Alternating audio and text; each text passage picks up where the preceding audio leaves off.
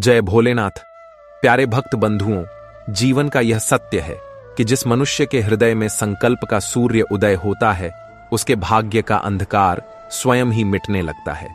यह कहानी केवल एक कहानी नहीं है, बल्कि यह पुरुषार्थ और परमात्मा के बीच के उस अटूट संबंध का प्रमाण है जो यह सिद्ध करता है कि यदि विश्वास हिमालय जैसा अटल हो तो पत्थरों से भी जल की धारा फूट सकती है। प्यारे भक्तों, आज हम जिस यात्रा पर चलने वाले हैं वह यात्रा है शून्य से शिखर तक की। वह यात्रा है अपमान से सम्मान तक की। और वह यात्रा है एक मां के आंसुओं से लेकर उसकी संतानों की विजय तक की। इस पवित्र कथा को सुनने के लिए अपने मन को एकाग्र कर लीजिए, क्योंकि इसमें छिपा हुआ जीवन दर्शन आपकी आत्मा को एक नई दिशा प्रदान कर सकता है। मित्रों, एक बार की बात है, धर्मपुर नाम के एक ऐसे गांव से जो अपनी ही धूल और विवशता में लिपटा हुआ था। धर्मपुर की धरती प्यासी थी और वहां के लोगों का जीवन अभावों की जंजीरों में जकड़ा हुआ था। वहां सूर्य की किरणें जब धरती को छूती थीं, तो ऐसा प्रतीत होता था मानो प्रकृति भी वहां के निवासियों की परीक्षा ले रही हो। उसी गांव के एक एकांत कोने में एक जीर्ण शीर्ण कुटिया थी, जिसकी दीवारें समय के थपेड़ों से कमजोर हो चुकी थीं। उस घर की छत से वर्षा ऋतु में पानी टपकता था और ग्रीष्म ऋतु में धूप सीधे भीतर झांकती थी। परंतु उस घर के भीतर एक ऐसा प्रकाश विद्यमान था जो किसी भी महल के वैभव से बड़ा था। वह प्रकाश था सरिता देवी की भक्ति का। सरिता देवी एक ऐसी तपस्वी नारी थीं जिनके जीवन का एकमात्र आधार उनके आराध्य भगवान महादेव थे। उनके पास धन के नाम पर केवल श्वासें थीं और संपत्ति के नाम पर 2 रत्न थे, उनके पुत्र सूर्य प्रकाश और चंद्रकांत। सरिता देवी का जीवन संघर्ष की एक लंबी गाथा था। पति के असमय निधन के बाद उन्होंने अपने दोनों पुत्रों को दूध और आंखों के आंसुओं से सींचकर बड़ा किया था। घर के एक कोने में मिट्टी का बना हुआ एक छोटा सा शिवलिंग स्थापित था। सरिता देवी ब्रह्म मुहूर्त में जाग जाती थीं। जब पूरा गांव गहरी नींद में होता था, तब वे घर के आंगन को बुहारती थीं और उस शिवलिंग के सामने बैठकर ध्यान मग्न हो जाती थीं। उनके मुख से निकलने वाला पंचाक्षर मंत्र ओम नमः शिवाय केवल शब्द नहीं था, बल्कि वह उनकी आत्मा की पुकार थी। वह मंत्र उस निर्धन कुटिया की दीवारों में समा चुका था। सूर्य प्रकाश, जो बड़ा पुत्र था, उसका शरीर वज्र के समान कठोर था। उसकी भुजाओं में अपार बल था और आंखों में अपनी मां के दुख को हरने की एक मौन प्रतिज्ञा थी। वह स्वभाव से गंभीर था और कम बोलता था। उसके विपरीत छोटा पुत्र चंद्रकांत अत्यंत सौम्य और बुद्धिमान था। चंद्रकांत के भीतर चीजों को समझने की एक अद्भुत जिज्ञासा थी। वह टूटी हुई चीजों को जोड़ने में आनंद पाता था। दोनों भाई प्रतिदिन सुबह होते ही काम की तलाश में निकल पड़ते थे। कभी किसी जमींदार के खेत में हल चलाते, तो कभी निर्माण कार्यों में भारी पत्थर उठाते। उनकी हथेलियों के छाले कठोर हो चुके थे। पसीना उनके शरीर से गंगा की तरह बहता था। किंतु जब वे शाम को घर लौटते तो उनकी झोली में केवल चंद सिक्के ही होते थे। कई बार ऐसी रात्रियां भी आती थीं जब घर में अन्न का एक दाना नहीं होता था। सरिता देवी उन सिक्कों को महादेव के चरणों में रख देतीं और अपने पुत्रों को केवल जल और थोड़े से गुड़ के साथ यह कहकर सुला देतीं कि यह भी भोलेनाथ का प्रसाद है। सूर्य प्रकाश का मन अपनी मां की यह दशा देखकर भीतर ही भीतर रोता था। वह देखता था कि उसकी मां की साड़ी जगह जगह से फटी हुई है और उसमें अनगिनत पैबंद लगे हैं। वह देखता था कि चंद्रकांत की प्रतिभा गरीबी के अंधेरे में दम तोड़ रही है। गांव के लोग उन्हें दया की दृष्टि से कम और उपहास की दृष्टि से अधिक देखते थे। गरीबी केवल शरीर को नहीं तोड़ती, वह मनुष्य के स्वाभिमान पर भी चोट करती है। एक दिन गांव के वातावरण में एक विचित्र हलचल हुई। धूल उड़ाती हुई एक विशाल गाड़ी गांव के मुख्य मार्ग पर आकर रुकी। उस वाहन से एक व्यक्ति उतरा जिसका नाम था मदन लाल। मदन लाल कभी इसी गांव का एक साधारण युवक था जो वर्षों पूर्व शहर गया था और अब धनवान बनकर लौटा था। उसके शरीर पर महंगे वस्त्र थे और उंगलियों में सोने की अंगूठियां चमक रही थीं। गांव वाले उसे घेर कर खड़े हो गए। हर कोई उसकी सफलता की कहानियां सुन रहा था। सूर्य प्रकाश और चंद्रकांत भी भीड़ के पीछे खड़े होकर यह दृश्य देख रहे थे।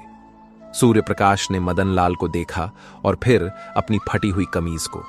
उस क्षण उसके भीतर एक प्रश्न ने जन्म लिया। क्या हम जीवन भर इसी धूल में रेंगने के लिए पैदा हुए हैं? क्या हमारी मां के भाग्य में केवल आंसू लिखे हैं? प्यारे भक्तों, उसी रात्रि जब सन्नाटा गहरा हो गया और झींगुरों की आवाज गूंजने लगी, तब सूर्य प्रकाश ने चंद्रकांत से बात की। उसने कहा, चंद्रकांत, अब समय आ गया है कि हम इस प्रारब्ध को बदल दें।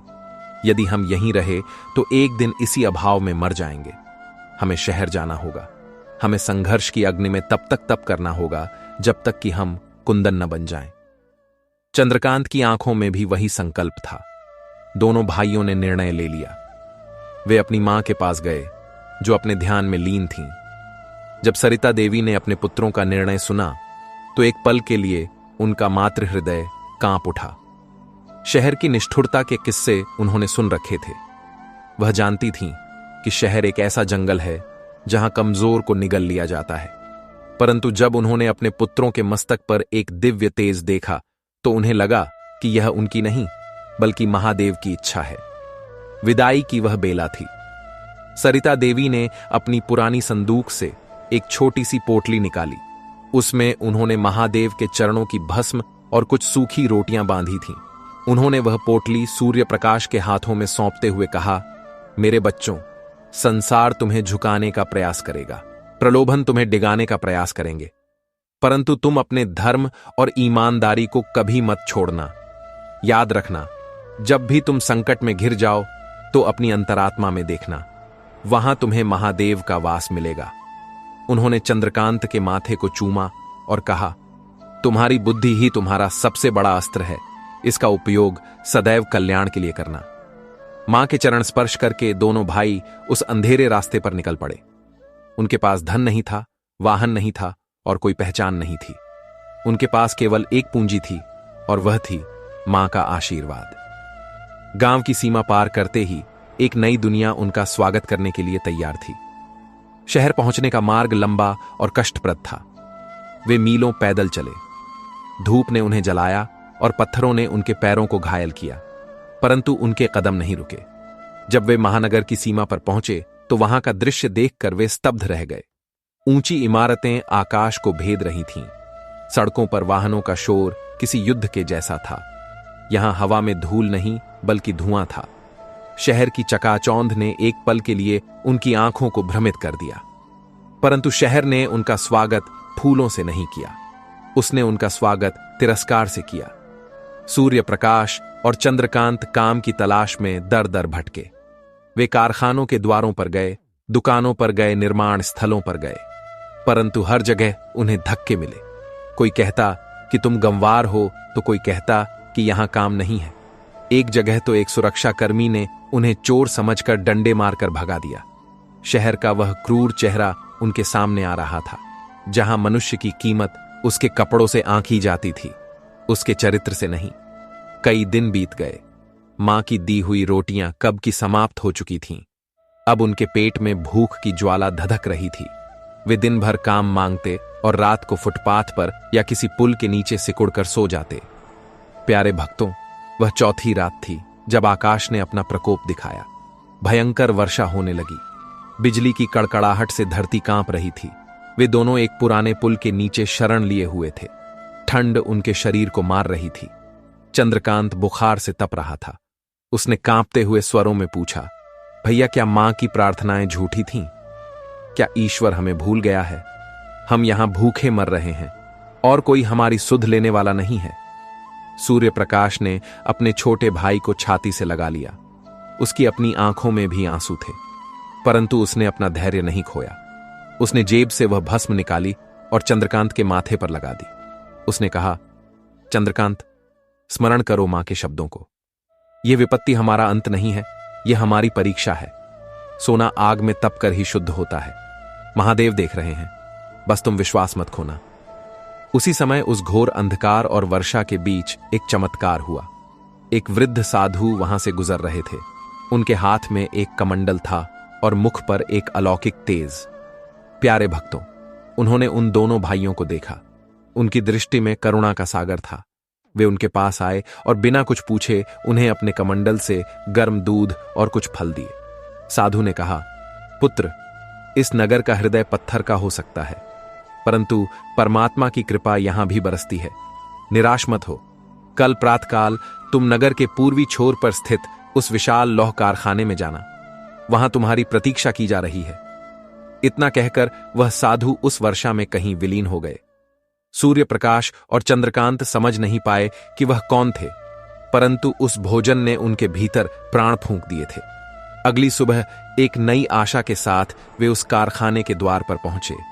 वहां सैकड़ों मजदूर खड़े थे, परंतु सूर्य प्रकाश के मन में एक अज्ञात शक्ति का संचार हो रहा था। वह सीधे द्वारपाल के पास गया और उसने पूर्ण आत्मविश्वास के साथ काम मांगा। संयोगवश कारखाने के एक वरिष्ठ अधिकारी की नजर उन पर पड़ी। उन्हें भारी सामान उठाने के लिए मजबूत लोगों की आवश्यकता थी। सूर्य प्रकाश की कद काठी देखकर उन्हें काम मिल गया। उन्हें सबसे कठिन कार्य दिया गया, भट्ठी में कोयला झोंकने और पिघले हुए लोहे के सांचे उठाने का काम। वहां का तापमान इतना अधिक था कि सामान्य व्यक्ति के लिए खड़ा रहना भी कठिन था। फैक्ट्री के भीतर का वातावरण नरक के समान था। मशीनों का शोर कानों को बहरा कर देने वाला था। सूर्य प्रकाश और चंद्रकांत ने उस कष्ट को भी ईश्वर का वरदान मानकर स्वीकार किया। वे सबसे पहले आते और सबसे अंत में जाते। अन्य मजदूर काम चोरी करते थे, बीड़ी पीते थे और गप्पे लड़ाते थे, परंतु ये दोनों भाई अपने काम में ऐसे लीन रहते मानो वे किसी मंदिर में पूजा कर रहे हों। चंद्रकांत को मशीनों की सफाई का काम मिला था, परंतु उसका ध्यान केवल सफाई में नहीं था। वह मशीनों की कार्य प्रणाली को बहुत ध्यान से देखता था।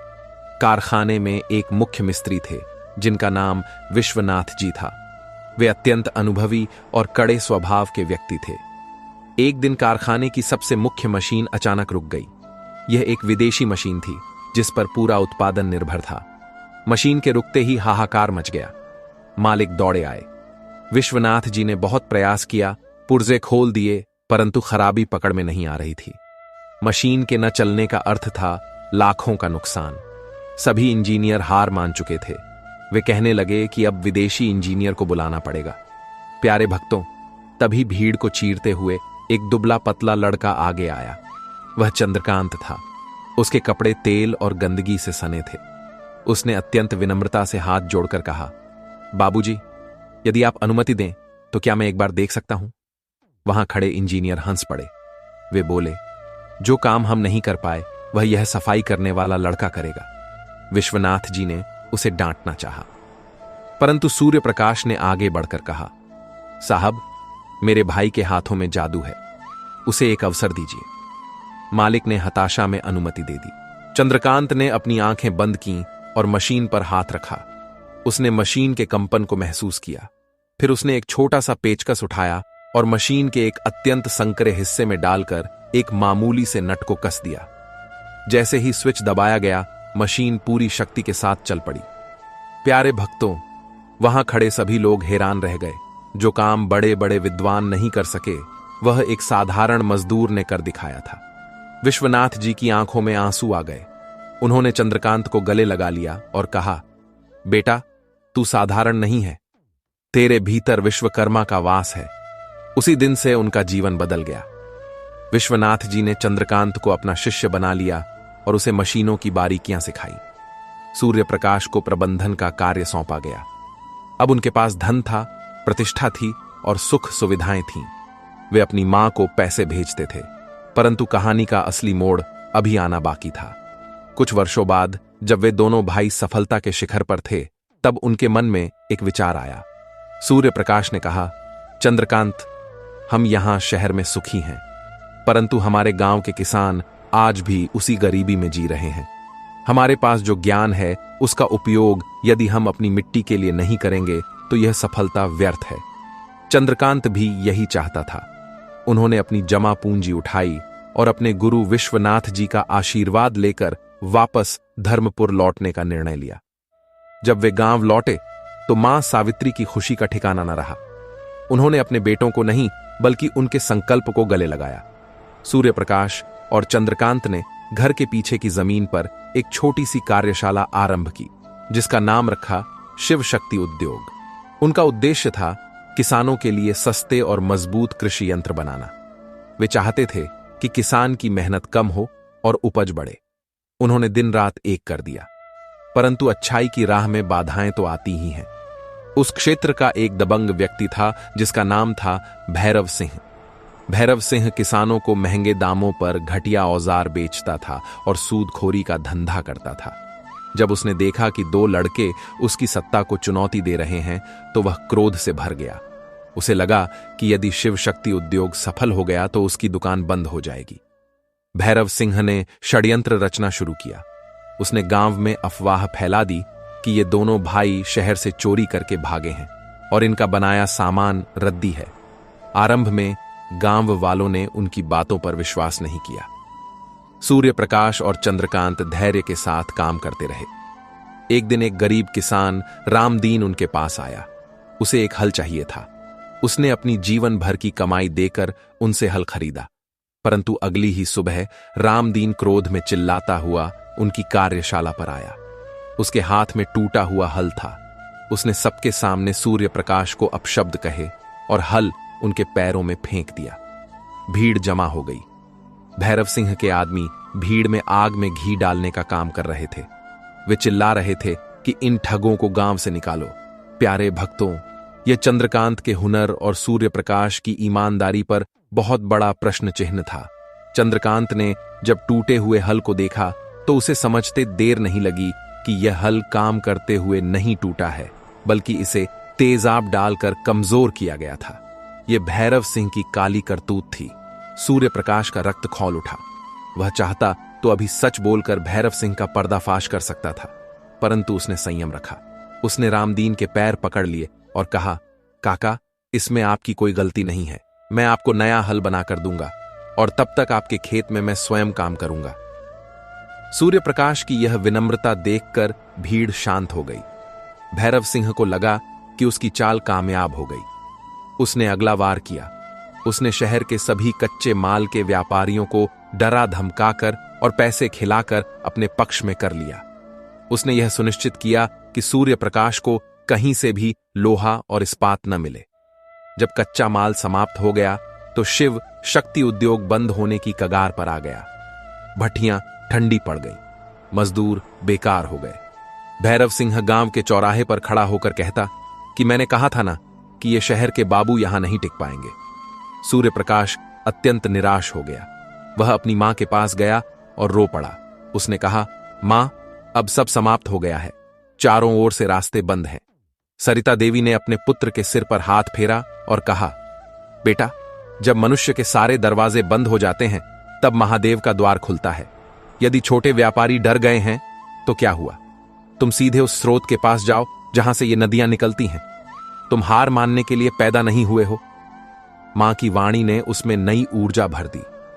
सूर्य प्रकाश ने शहर जाने का निर्णय लिया।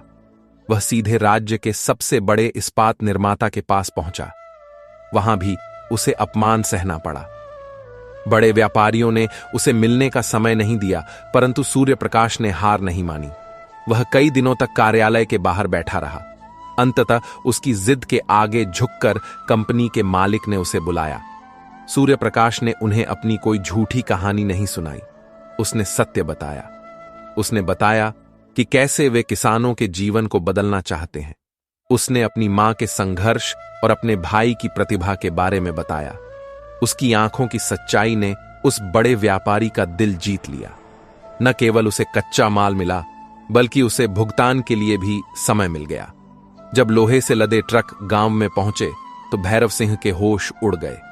शिव शक्ति उद्योग फिर से चल पड़ा। इस बार उनकी रफ्तार और तेज थी। चंद्रकांत ने एक ऐसा यंत्र बनाया जो बुवाई और कटाई का काम बहुत आसानी से कर सकता था। यह आविष्कार क्रांतिकारी था।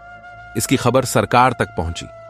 कृषि विभाग के अधिकारी आए और उन्हें एक बहुत बड़ा ऑर्डर दिया। यह ऑर्डर इतना बड़ा था कि इसे पूरा करने के लिए उन्हें अपनी फैक्ट्री को बड़ा करना था। इसके लिए उन्हें बैंक से बड़े ऋण की आवश्यकता थी। बैंक मैनेजर ने जब उनकी फाइल देखी तो पूछा कि तुम्हारे पास गिरवी रखने के लिए क्या है?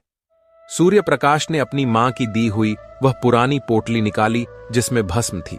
उसने कहा, साहब, मेरे पास संपत्ति के नाम पर यह राख है और मेरी ईमानदारी है।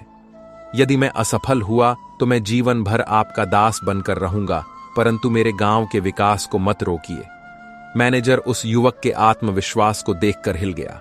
उसने अपने जीवन में पहली बार कागजों को नहीं बल्कि इंसान की नीयत को देखकर ऋण स्वीकृत किया।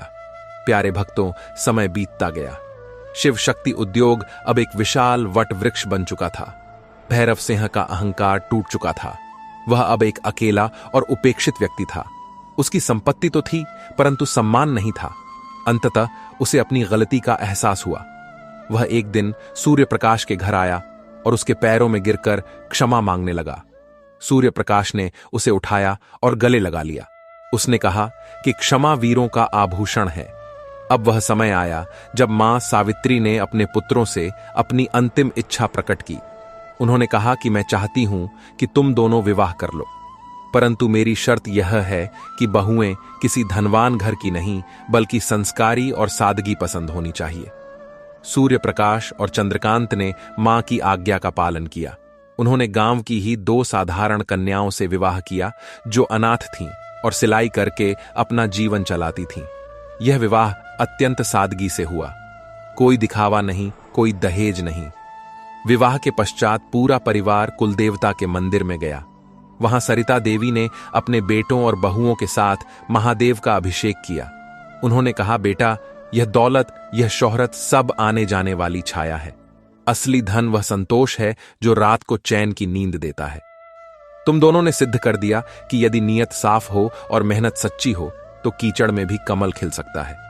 इस प्रकार एक मां के अटूट विश्वास और 2 भाइयों के कठोर परिश्रम ने न केवल उनके भाग्य को बदला बल्कि पूरे क्षेत्र का कायाकल्प कर दिया। आज भी धर्मपुर में शिव शक्ति उद्योग की चिमनियों से निकलता धुआं यह गवाही देता है कि संघर्ष से ही सफलता का जन्म होता है। मित्रों, परिस्थितियां चाहे कितनी भी विपरीत क्यों ना हो, यदि आपके पास धैर्य है, ईमानदारी है और ईश्वर पर भरोसा है तो आप असंभव को भी संभव कर सकते हैं। अपनी जड़ों को कभी मत भूलिए और सफलता के शिखर पर पहुंचकर भी अपने पांव जमीन पर ही रखिए। यही जीवन की सार्थकता है और यही सच्ची विजय है। जीवन का पहिया अपनी गति से घूमता रहता है और समय की रेत पर केवल उन्हीं के पद चिन्ह शेष रह जाते हैं जो अपने लिए नहीं बल्कि दूसरों के लिए जीते हैं। सूर्य प्रकाश और चंद्रकांत का विवाह संपन्न हो चुका था और धर्मपुर गांव अब एक नई सुबह देख रहा था। परंतु जीवन की परीक्षा कभी समाप्त नहीं होती, वह केवल अपना रूप बदल लेती है। अभी तक संघर्ष अभाव का था, अब संघर्ष स्वभाव का था। धन आने पर मनुष्य का विवेक डगमगा जाता है, किंतु सरिता देवी के संस्कारों की नींव इतनी गहरी थी कि सफलता का कोई भी तूफान उसे हिला नहीं सकता था। विवाह के पश्चात घर में 2 नई लक्ष्मियों का आगमन हुआ। दोनों बहुएं अत्यंत साधारण परिवेश से थीं, जिन्होंने जीवन में केवल संघर्ष देखा था। उन्होंने आते ही घर की बागडोर संभाल ली। सरिता देवी अब निश्चिंत थीं।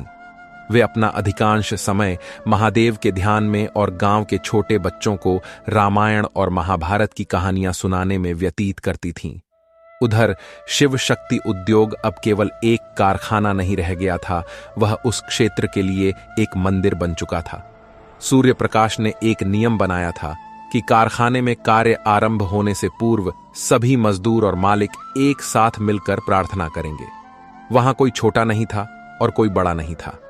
सूर्य प्रकाश स्वयं मजदूरों के साथ बैठकर भोजन करते थे और चंद्रकांत मशीनों के बीच ग्रीस और तेल में सने रहते थे। धीरे धीरे शिव शक्ति उद्योग की ख्याति राजधानी तक पहुंची।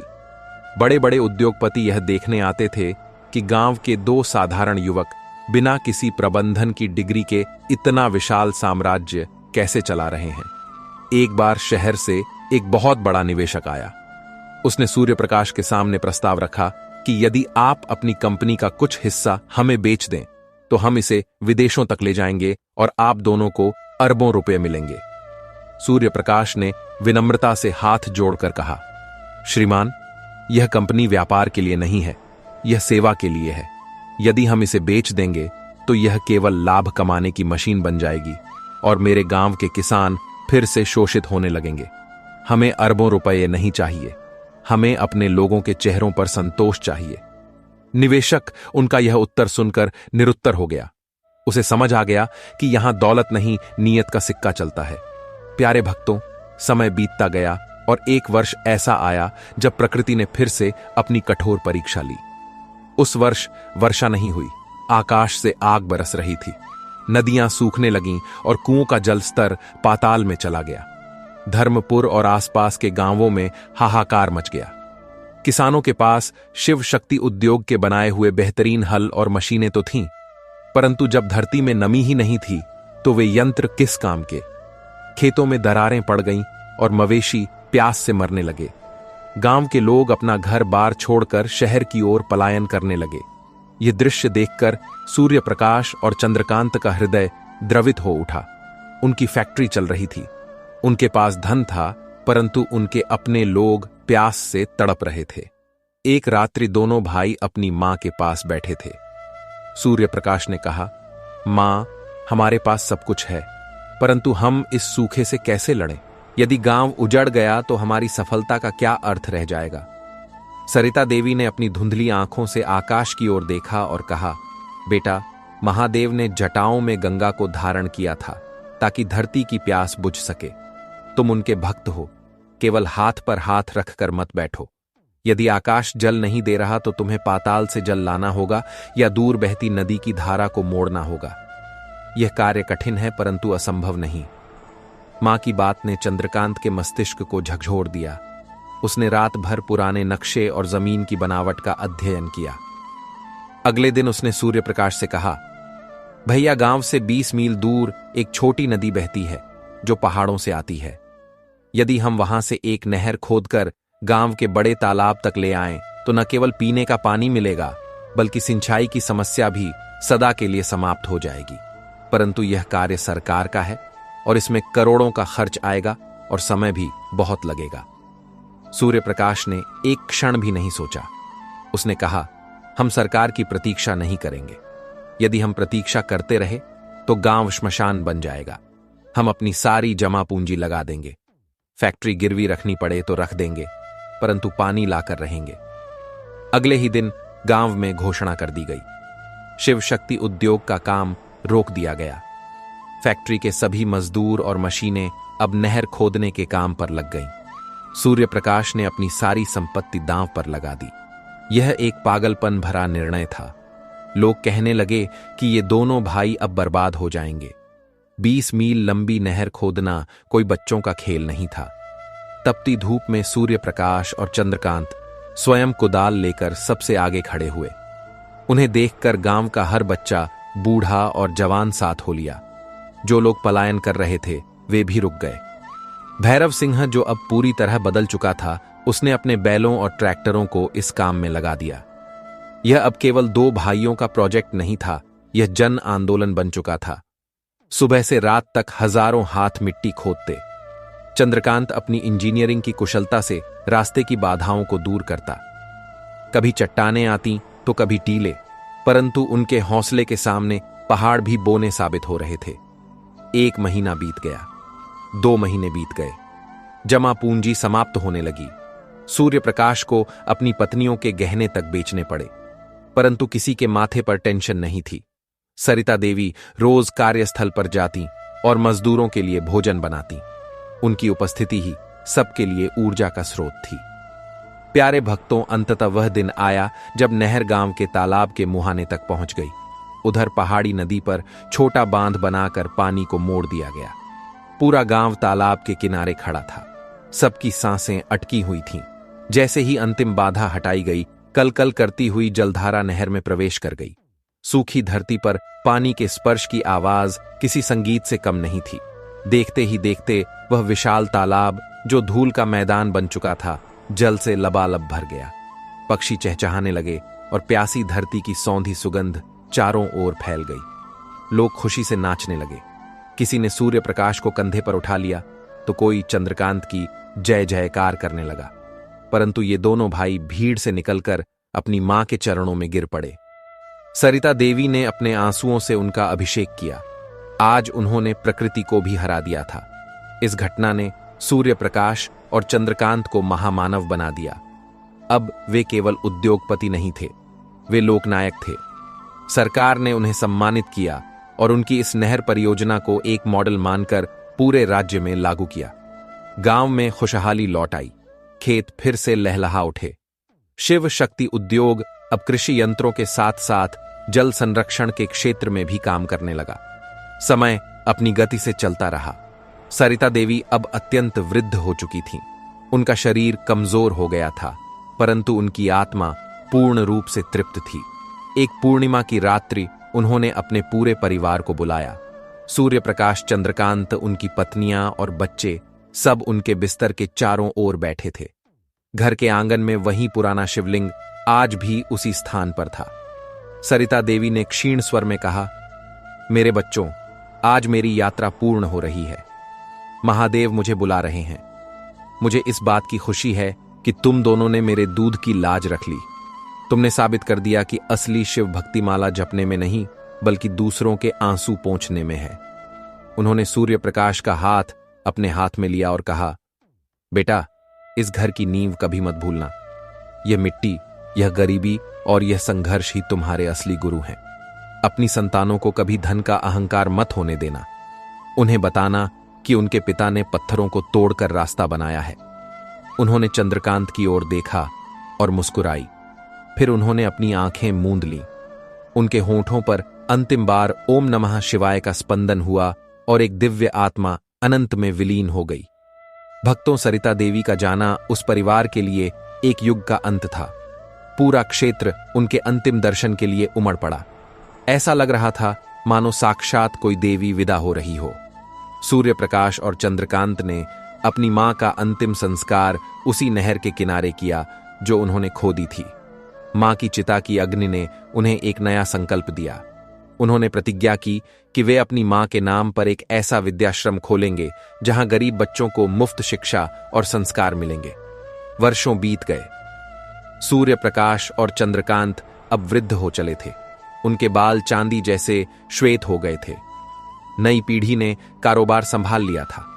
उनके बच्चे विदेशों से पढ़कर आए थे, परंतु उनमें भी वही संस्कार थे जो सरिता देवी ने बोए थे।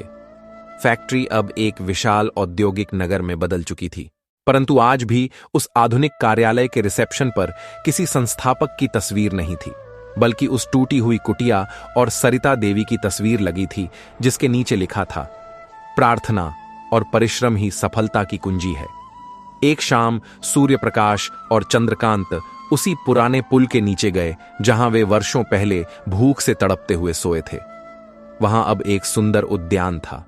वे दोनों वहां बेंच पर बैठे और ढलते सूरज को देखने लगे। चंद्रकांत ने पूछा, भैया, यदि उस रात वह साधु बाबा नहीं आते और हमें भोजन नहीं देते तो क्या हम आज यहां होते?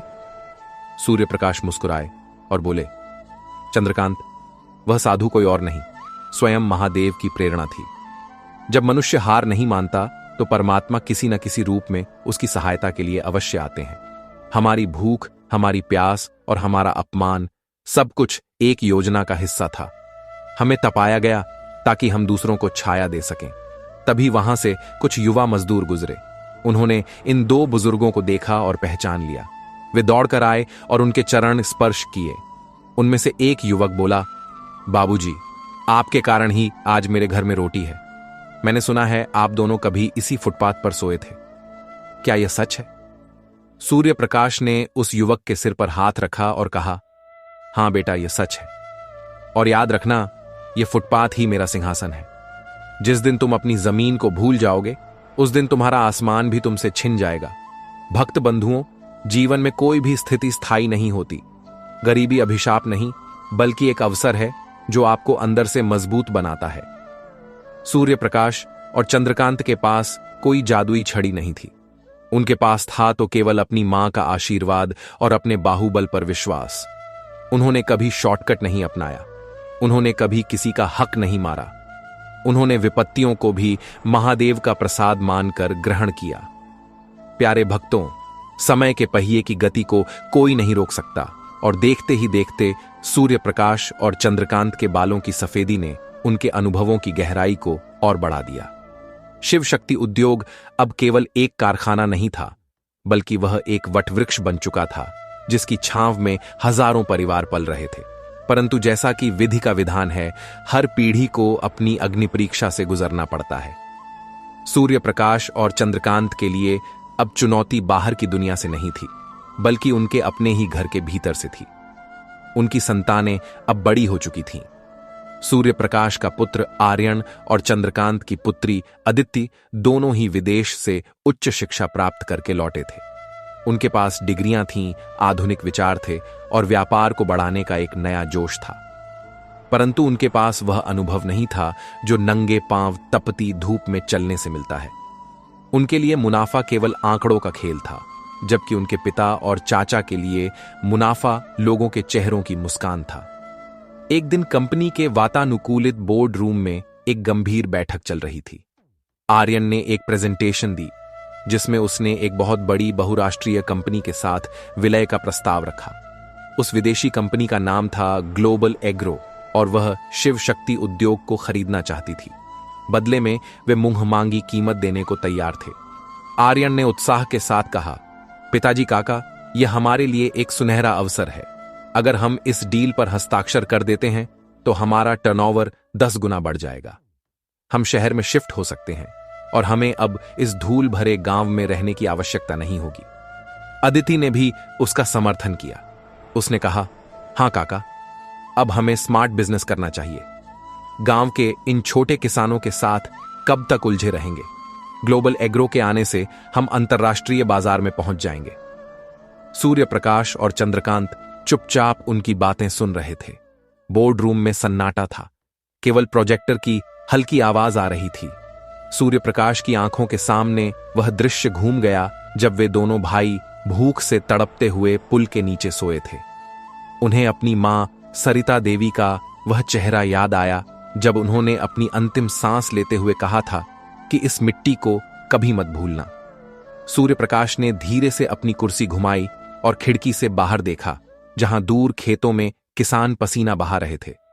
उन्होंने एक गहरी सांस ली और आर्यन की आंखों में देखते हुए पूछा, बेटा, तुमने मुनाफे का हिसाब तो बहुत अच्छा लगाया है, परंतु क्या तुमने उस नुकसान का हिसाब लगाया है जो बैलेंस शीट में नहीं दिखता? आर्यन चौंक गया। उसने पूछा, कौन सा नुकसान? पिताजी, हमें तो केवल फायदा ही हो रहा है। सूर्य प्रकाश अपनी जगह से उठे। उनका वृद्ध शरीर थोड़ा कांप रहा था, परंतु उनकी आवाज में वही पुरानी दहाड़ थी। उन्होंने कहा, बेटा, नुकसान उस भरोसे का है जो इस गांव के लोगों ने हम पर किया है। जिस दिन यह कंपनी किसी विदेशी के हाथ में चली जाएगी, उस दिन यहां का किसान मालिक नहीं, मजदूर बन जाएगा। वे लोग मशीनों को तो जानते हैं, पर इंसान के दर्द को नहीं। तुम कहते हो कि हम शहर चले जाएं। अरे मूर्ख, जिस दिन पेड़ अपनी जड़ों को छोड़ देता है, वह सूख कर लकड़ी बन जाता है। क्या तुम हमें लकड़ी बनाना चाहते हो? चंद्रकांत ने भी गंभीर स्वर में कहा, बच्चों, तुम लोगों ने मैनेजमेंट की किताबें पढ़ी हैं, पर हमने जीवन की किताब पढ़ी है। यह कंपनी हमारी संपत्ति नहीं है, यह हमारी मां का मंदिर है। क्या कोई अपने मंदिर का सौदा करता है? अदिति ने तर्क दिया, लेकिन काका, दुनिया बदल रही है। अगर हम नहीं बदलेंगे तो पिछड़ जाएंगे। इस पर चंद्रकांत ने मुस्कुराते हुए कहा, बेटी, जो सत्य है वह कभी पुराना नहीं होता, और जो झूठ है वह कभी नया नहीं होता। पिछड़ना उसे कहते हैं जो अपने संस्कारों को पीछे छोड़ दे। माहौल तनावपूर्ण हो गया था। नई पीढ़ी और पुरानी पीढ़ी के बीच विचारों की यह खाई बहुत गहरी थी। आर्यन और अदिति को लगा कि उनके पिता पुराने ख्यालातों में जकड़े हुए हैं और वे प्रगति को रोक रहे हैं। वे नाराज होकर बैठक से चले गए। उस रात घर में चूल्हा नहीं जला।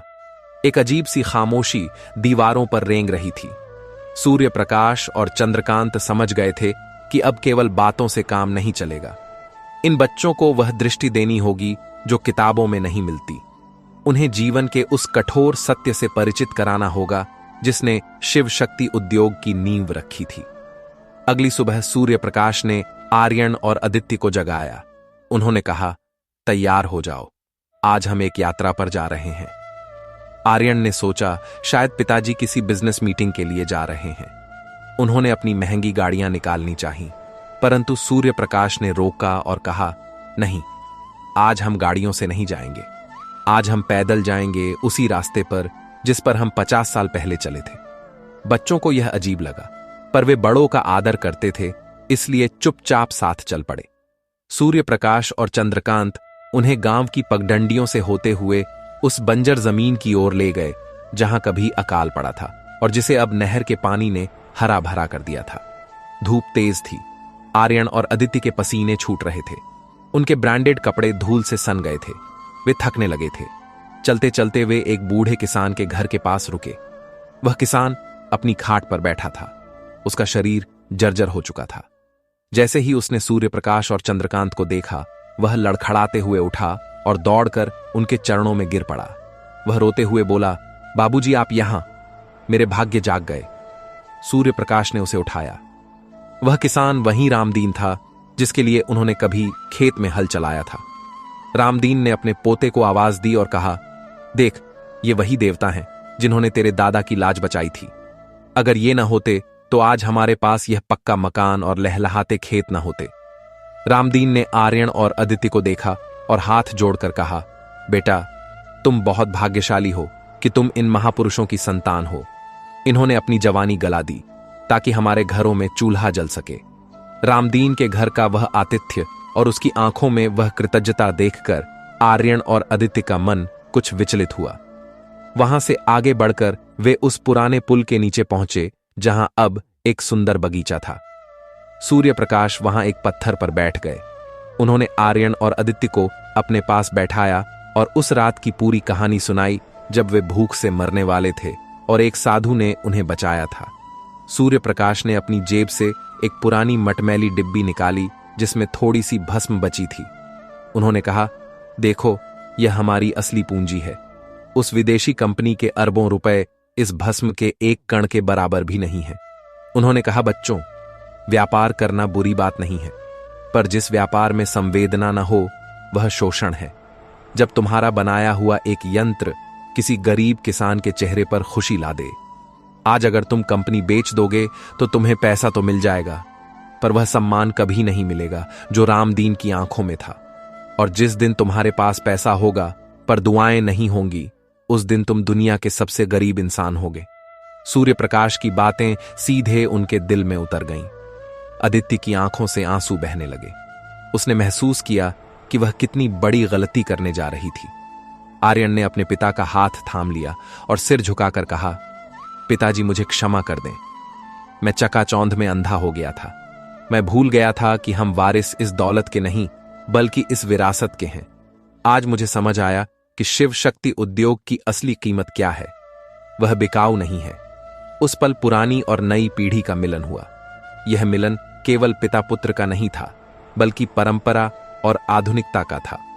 उन्होंने तय किया कि वे विदेशी कंपनी के साथ विलय नहीं करेंगे, बल्कि अपनी तकनीक को और बेहतर बनाएंगे ताकि वह दुनिया के हर कोने तक पहुंच सके, लेकिन अपनी शर्तों पर। इस निर्णय ने पूरे गांव में उत्सव का माहौल बना दिया। कुछ महीनों बाद सूर्य प्रकाश और चंद्रकांत ने एक और बड़ा निर्णय लिया। उन्होंने महसूस किया कि अब नई पीढ़ी तैयार है और उन्हें अब वानप्रस्थ आश्रम में प्रवेश करना चाहिए। उन्होंने एक भव्य समारोह आयोजित किया जिसमें उन्होंने कंपनी की पूरी जिम्मेदारी आर्यन और अदिति को सौंप दी, परंतु उन्होंने एक शर्त रखी।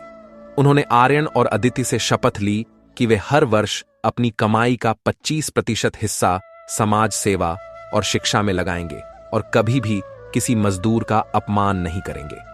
जिम्मेदारी सौंपने के बाद सूर्य प्रकाश और चंद्रकांत ने अपने लिए एक छोटा सा कुटीर बनवाया जो गांव के शिव मंदिर के पास था। वे अपनी आलीशान कोठी छोड़कर वहां रहने लगे। उनके पास अब केवल 2 जोड़ी कपड़े और एक रुद्राक्ष की माला थी। वे सुबह शाम महादेव की आराधना करते और जो भी भक्त वहां आता उसे अपने अनुभवों से मार्गदर्शन देते। उनका जीवन अब पूर्ण रूप से आध्यात्मिक हो चुका था। वे समझ गए थे कि जीवन का अंतिम लक्ष्य संपत्ति का संग्रह नहीं, बल्कि उस परम सत्य की प्राप्ति है जिसे हम शिव कहते हैं। एक दिन एक जिज्ञासु युवक उनके पास आया। उसने पूछा, बाबा, आप दोनों ने शून्य से इतना बड़ा साम्राज्य खड़ा किया और फिर उसे एक पल में त्याग दिया। क्या आपको अपनी बनाई हुई चीजों से मोह नहीं होता? चंद्रकांत ने हंसते हुए उत्तर दिया, बेटा, मोह तब होता है जब तुम किसी चीज को मेरा समझते हो। हमने तो जीवन भर यही माना कि हम केवल ट्रस्टी हैं, मालिक तो वह ऊपर वाला है। जब मालिक ने जिम्मेदारी वापस ले ली तो हम बोझ से मुक्त हो गए। याद रखना, जिस मुट्ठी को तुम भींच कर रखते हो उसमें केवल हवा कैद होती है, पर जब तुम मुट्ठी खोल देते हो तो पूरी दुनिया तुम्हारी हथेली पर आ सकती है। त्याग में जो आनंद है वह भोग में कभी नहीं मिल सकता। प्यारे भक्तों, धीरे धीरे उनकी कीर्ति दूर दूर तक फैल गई। लोग उन्हें अब उद्योगपति के रूप में नहीं बल्कि संत के रूप में जानते थे। उनका जीवन यह संदेश देता था कि कर्म ही पूजा है और सेवा ही मोक्ष है। एक बार गांव में फिर से भारी विपत्ति आई। एक भयानक महामारी फैल गई। लोग बीमार पड़ने लगे, अस्पताल भर गए। आर्यन और अदिति ने अपनी पूरी ताकत लगा दी। उन्होंने फैक्ट्री को अस्थायी अस्पताल में बदल दिया, ऑक्सीजन और दवाइयों का इंतजाम किया। वे दिन रात लोगों की सेवा में लगे रहे। जब सूर्य प्रकाश और चंद्रकांत ने देखा कि उनके बच्चे अपनी जान की परवाह किए बिना लोगों की सेवा कर रहे हैं तो उन्हें लगा कि उनका जीवन सफल हो गया। वे दूर खड़े होकर यह दृश्य देख रहे थे।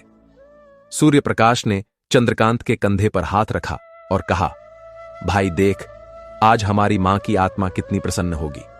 हमने जो बीज बोया था वह आज फलदार वृक्ष बनकर दूसरों को जीवन दे रहा है। यही हमारी असली कमाई है। महामारी समाप्त हुई और गांव फिर से मुस्कुराने लगा। परंतु अब सूर्य प्रकाश का शरीर थक चुका था। एक शांत संध्या बेला में जब सूर्य अस्ताचल की ओर जा रहा था, सूर्य प्रकाश ने चंद्रकांत को बुलाया।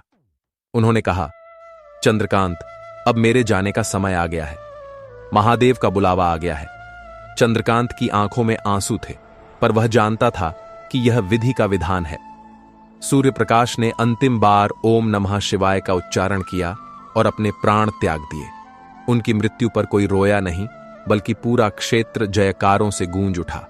उनकी अंतिम यात्रा में जनसैलाब उमड़ा। हर आंख नम थी, पर हर दिल में उनके लिए अपार श्रद्धा थी। कुछ समय पश्चात चंद्रकांत ने भी उसी राह का अनुसरण किया। उन दोनों भाइयों की समाधि उसी नहर के किनारे बनाई गई जिसे उन्होंने अपने हाथों से खोदा था। आज भी वहां एक अखंड ज्योति जलती रहती है।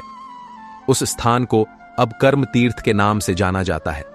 वहां आने वाला हर व्यक्ति यह महसूस करता है कि अगर इंसान की इच्छा शक्ति दृढ़ हो तो वह अपने भाग्य की लकीरें खुद लिख सकता है। भक्त बंधुओं, इस कहानी के माध्यम से हमने आपको यह समझाना चाहा है कि हम अक्सर सफलता को बैंक बैलेंस और बड़ी गाड़ियों से मापते हैं, लेकिन सच्ची सफलता वह है जब आपके जाने के बाद भी दुनिया आपको याद करे।